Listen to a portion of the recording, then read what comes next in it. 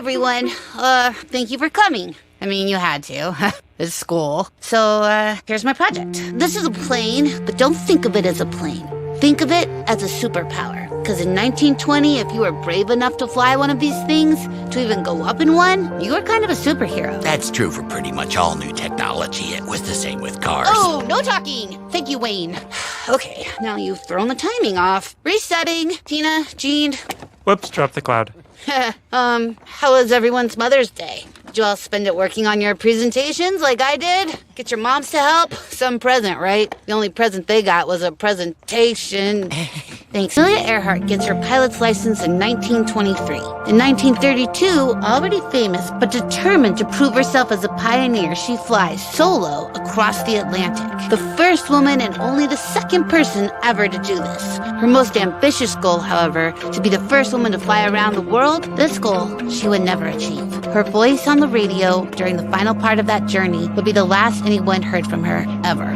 Yeah, I know. Imagine my surprise when I found that out. Nothing. No ship, no Howland Island, no land of any kind. They were exactly where they weren't supposed to be. Over the open ocean with nothing but fumes left in the gas tanks. When they realized just how bad things were, Amelia and her navigator must have talked. But what is there to say? Oops. I imagine that she made a graceful landing on the water. I imagine that they climbed out up onto the nose of the plane. I imagine the plane was sinking, but not quickly. The body of it would fill with water and slowly become too heavy for the empty gas tanks in the wings to hold up on the surface. And I picture Amelia really facing her fate. No planes in the sky, no ships on the horizon, and she would have known soon she'd be treading water. The great flyer is now a floater.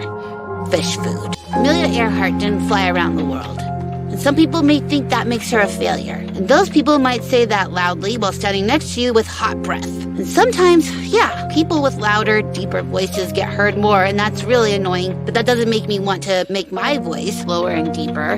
That just makes me mad. I mean, I can do it. Hey, I'm Louise. See? Pretty good. But that's not the point. Look what Earhart did.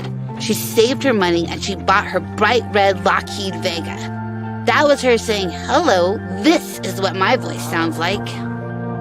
That thing had a 450 horsepower engine. That basically means the engine is strong and as loud as 450 horses mushed together. And it could fly.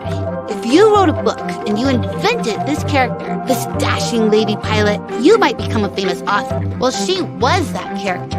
She wrote herself. Okay, so we know what probably happened. But who knows, right? When you're that far out in the world, there's more magic. That's true. It's like that in the North Pole and in the jungles. Maybe after she made her peace, just before she got too tired to keep afloat, maybe some of that magic lifted that plane right back up underneath her. And maybe she got to fly it back up into the air, and maybe she never had to land again. Maybe she dropped Fred Noonan off in navigator heaven and then kept going. I like to think of her flying around up there right now. She makes me want to write a story for myself that's as big and as freaking cool as hers.